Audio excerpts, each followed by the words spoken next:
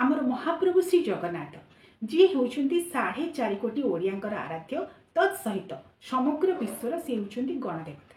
जाति धर्म वर्ण निर्विशेष महाप्रभुंकर कृपा करुणा टिके पाइबा पई समस्ते श्रीक्षेत्र पुरुषोत्तम क्षेत्र को धाई आसी एवं महाप्रभु मध्य एते उदार एते स्नेहमय एते क्षमामय जे सी समस्त भक्त मानक कोड़ी नहीं था।